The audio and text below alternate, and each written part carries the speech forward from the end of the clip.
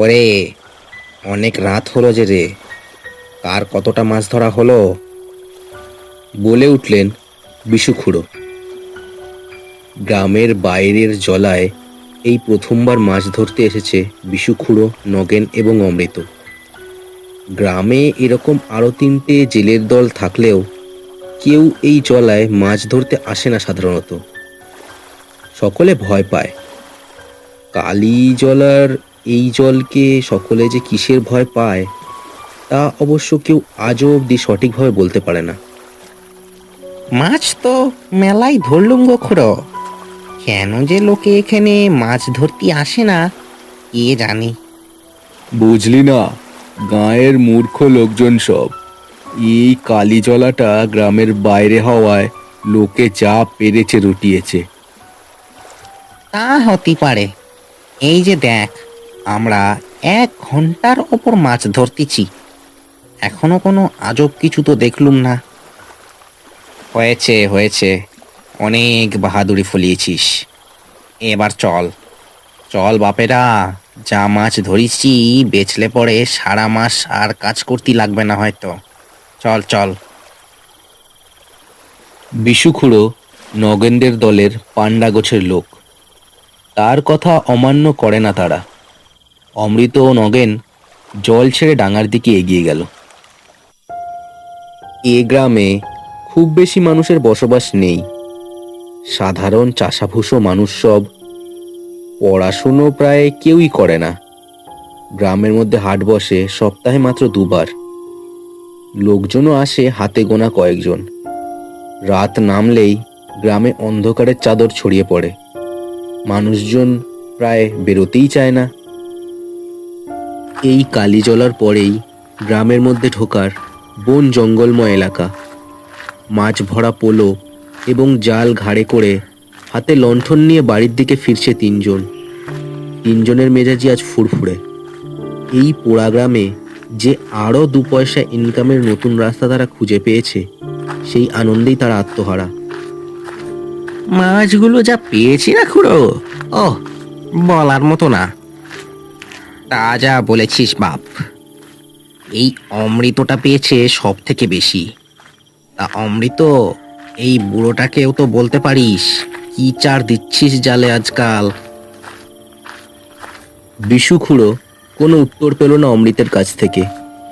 পোলোর ওজন বেশি হওয়ায় সে আসছিল ওদের পেছন পেছন। নগেন ও বিশু খুড়ো দাঁড়িয়ে গেল পথের ওপর। পিছনে কাউকেই দেখা যাচ্ছে না। ও খুড়ো, এই অমৃতটা কোথায় গেল গো? তাই তো, এই যে একেবারে হাওয়া হয়ে গেল। আরে পেছনেই তো আসছিল রে। তাদের ফেলে আসা পথটা কালো অন্ধকার মেখে পড়ে আছে। যেন অজানা কোনো ভয় তাদের অপেক্ষা করছে ফিরে যাওয়ার জন্য। অমৃত, ও অমৃত, আরে কোথায় গেলি রে বাপ?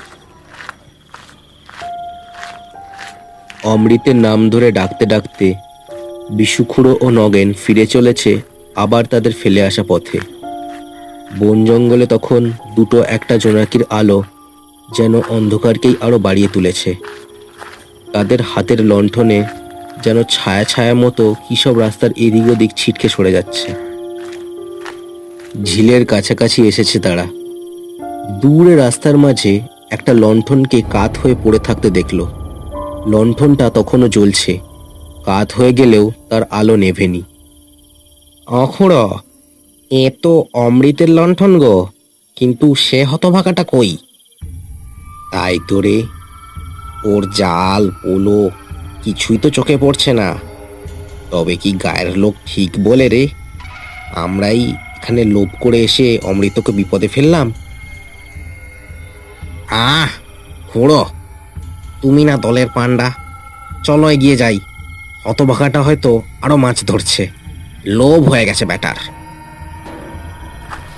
দুজনে আর একটু এগিয়ে গেল জলাটার দিকে। জলার কালো জলে কেউ আছে কিনা ঠাওর করা যাচ্ছে না। তাদের হাতের লণ্ঠনটার আলো অবশ্য খুব বেশি দূর অব্দি যাচ্ছেও না। খুড়ো, দেখো, জলের মধ্যে কেউ পড়ে আছে বলে মনে হচ্ছে। দেখো দেখো। অমৃতকে জলে ভেসে থাকতে দেখে বিশুখুড়ো এবং নগেন চট জলদি জলে নামলো। অমৃত বেঁচে আছে কি মরে গেছে ভগবানই জানে। অমৃতকে টেনে যখন জলের ওপর তুলল তারা, দেখলো তার দেহে কোনো প্রাণ নেই। অমৃত মারা গেছে। তার জালটা পড়ে আছে জলের মধ্যে, তাতে আর একটাও মাছ অবশিষ্ট নেই। খুড়ো, এটা কি হলো গো?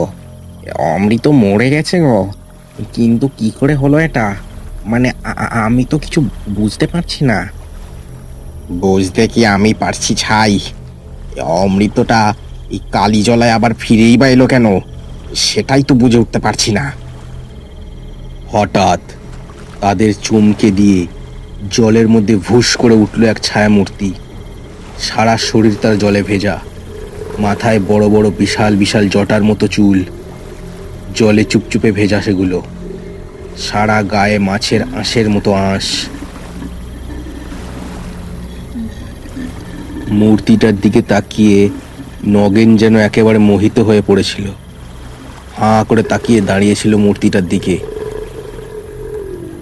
বিশুখুড়ো কিন্তু তখনও সজ্ঞানে আছে। সে আর্তনাদ করেই পিছন দিকে দৌড়তে শুরু করলো। এই ভয়ানক জলার ধার থেকে যত দূরে সে পালাতে পারে ততই ভালো। কিছুটা দৌড়ে গ্রামের কাছাকাছি আসতেই বিশুখুড়ো দেখল দূরে দুজন লোক হেঁটে যাচ্ছে। তাদের হাতেও জাল, লণ্ঠন। নিশ্চয়ই গ্রামের অন্য একটা দল তাদের মতোই মাছ ধরে ফিরছে। এই যে, কে আছো? দাঁড়াও গো, একটু দাঁড়াও। কি হলো হে খুড়ো? কোন চুলো থেকে দৌড়ে আসছো? আর এমন হাঁপাচ্ছই বা কেন? ওরে, অত কথা বলার সময় নেই। আমার সাথে জলদি চল বাবারা। এই নগেনকে খেয়ে ফেললে রে, নগেনকে খেয়ে ফেললে ওই জলার ধারে। জলার ধারে? কোন জলার ধারে? কি বলছো এসব তুমি? বিশুখুড়োর কথার কোনো মাথামুন্ডু বুঝতে না পারলেও জটা ও শ্যামল খুড়োর সাথে এগিয়ে চলল গ্রামের বাইরের জলার দিকে। খুড়ো, কাজটা ভালো করনি কিন্তু। গ্রামের বাইরের ওই কালী জলায় কেউ মাছ ধরে না। এই কথা জেনেও এত রাতে তোমরা ওখানে মাছ ধরতে গেলে কেন বলো তো? ওরে বাবা, এত এত মাছ ঘাই মারছিল ওখানে। কি কুক্ষণে যে গেলাম, অমৃতটা তো মরেই গেছে। এই নগেনটা কি অবস্থায় আছে কে জানে। কথা বলতে বলতে তারা এসে পৌঁছালো জলার ধারে। সেখানে তখন শুধু পড়ে আছে তাদের লণ্ঠনগুলো। জলার জল নিঃশব্দ যেন কালো কাচ। কই হে খুড়ো, কোথায় কি? আফিম খেয়ে বেরিয়েছিলে নাকি আজ বাড়ি থেকে? বলো তো। ওরে না রে, আমাদের জালগুলো তো দেখছি না। এ নগেনটাই বা গেল কোথায়? নগেন, নগেন কোথায় তুই বাপ? নগেনকে খুঁজতে খুঁজতে একটু দূরে ঝোপের মধ্যে তারা নগেনকে খুঁজেই পেল। তখনও একই রকম বোবা দৃষ্টি মেলে তাকিয়ে আছে। মুখে কোনো কথা নেই। কোনো ভীষণ দৃশ্য দেখে যে তার অবস্থা এমন হয়েছে তাতে কোনো সন্দেহ নেই। পরদিন সকালে গ্রামের মাঝে বটতলায় পঞ্চায়েতের সভা বসল। সকল গ্রামবাসী সেখানে মজুদ ছিল। বিশুখুড়োকে ভৎসনা করে গ্রাম প্রধান বলে ওঠে, বিশু, তুমি বয়সে ছেলে ছোকরাদের থেকে যথেষ্ট বড়। তুমি ওই কালী জলায় কেন গেলে? তুমি হয়তো জানো না, ওই জলায় এই গ্রামের সর্বশেষ অত্যাচারী জমিদার কদর্প নারায়ণ নিজের প্রাণ বিসর্জন দিয়েছিল। তারপর থেকেই ও জলা পরিত্যক্ত। বেঁচে থাকতে ও জমিদার ওই জলার জল কাউকে ব্যবহার করতে দেয়নি। মরে গিয়েও এখনো সে ওই জলা পাহারা দেয়। কেন গিয়েছিলে তুমি? আমারে ক্ষমা করুন। লোভের বশে আমার মতিভ্রম হয়েছিল। আমাকে ক্ষমা করুন। সেদিন পঞ্চায়েত সিদ্ধান্ত নিল জলায় আর কেউ মাছ ধরবে না, আর নগেনের সমস্ত চিকিৎসার খরচ বহন করবে বিশুখুড়ো ও তার পরিবার। এরপর বেশ কিছুদিন কেটে গেল। সমস্ত ব্যাপারটার ওপর সময়ের আলগা একটা ধুলো জমতে শুরু করেছে। এমন এক রাতে ঘোষেদের বউটা রান্নাঘরে রান্না করছে। গ্রামে রাত 8টা মানেই গভীর রাত। রান্নাঘরের বড় জানলাটার বাইরে ঘুটঘুটে অন্ধকার। উনুন এবং কুপির আলোয় অন্ধকারকে আরো রহস্যময় বলে মনে হচ্ছে। এমন সময় হঠাৎ তার চোখ পড়ল জানলার বাইরে। যা দৃশ্য দেখল তাতে তার আত্মারাম খাঁচা ছাড়া হওয়ার জোগাড়। দেখল অমৃতের মতো কেউ একজন বিশাল শরীর নিয়ে দাঁড়িয়ে আছে জানলার বাইরে। বিশাল বিশাল ভাঁটার মতো চোখ, গায়ে মাছের মতো আঁশ, সারা শরীর থেকে জল ঝরে পড়ছে টুপ টুপ করে। নগেন, নগেন কোথায়? নগেনকে ডেকে দে। এত দূর শুনেই ঘোষেদের গিন্নি মূর্ছা যায় সেখানে।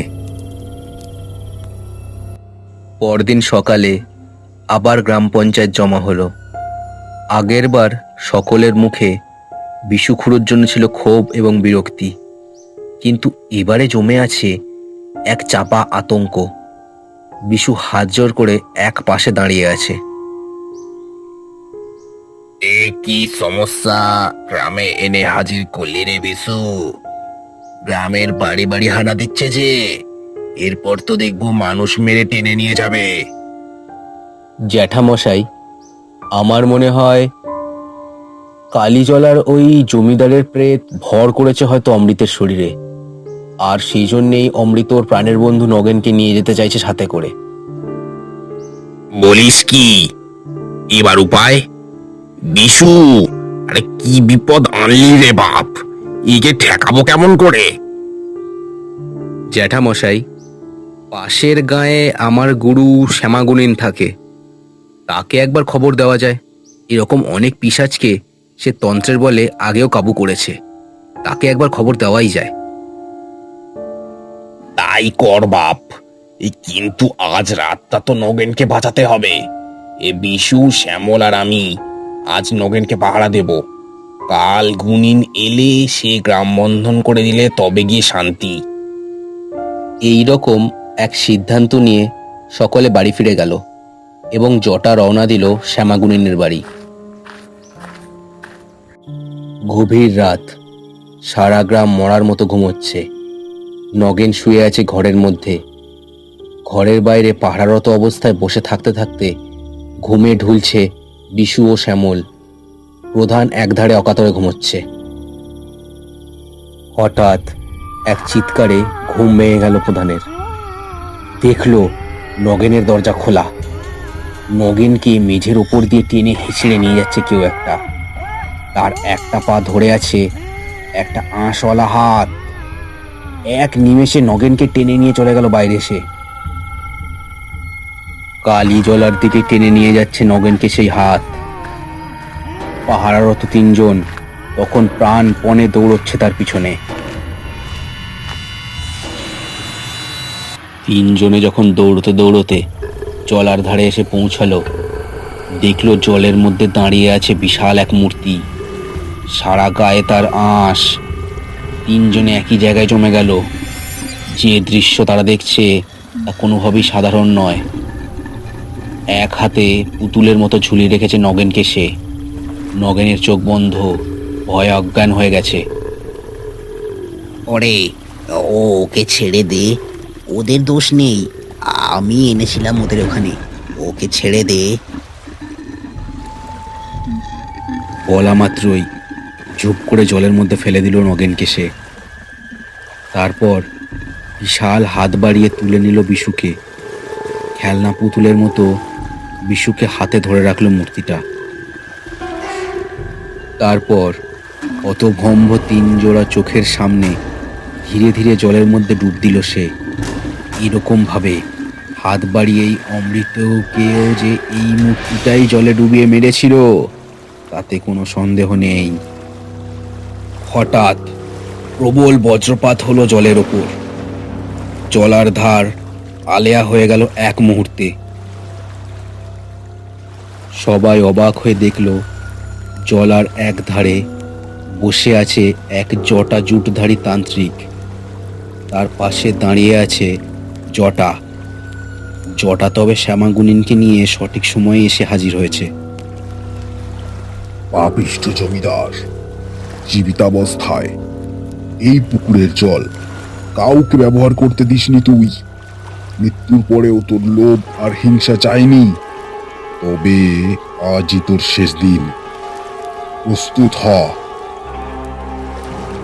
জলের মধ্যে আবার ভুস করে ভেসে উঠল সেই বিশাল মূর্তিটি।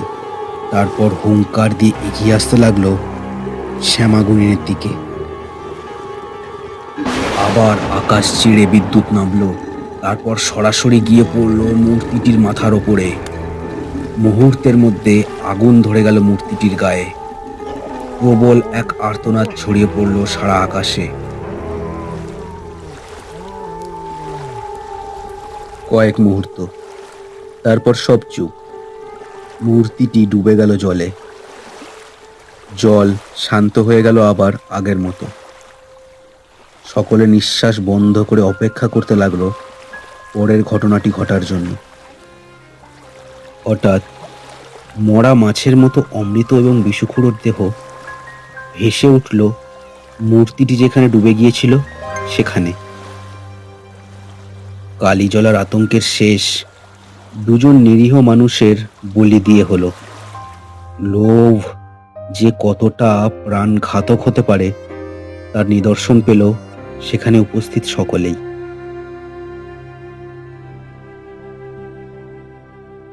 শেষ হলো কটুন্সের আজকের গল্পের পরিবেশনা। আজকের গল্পটি কেমন লাগলো তা আমাকে কমেন্ট করে জানাতে ভুলো না। চ্যানেলটিকে সাবস্ক্রাইব করে দিও আর গল্পটিকে লাইক করে শেয়ার করে দিও তোমার বন্ধুদের সাথে। দেখা হচ্ছে পরের ভিডিওতে। সবাই খুব ভালো থেকো। ধন্যবাদ।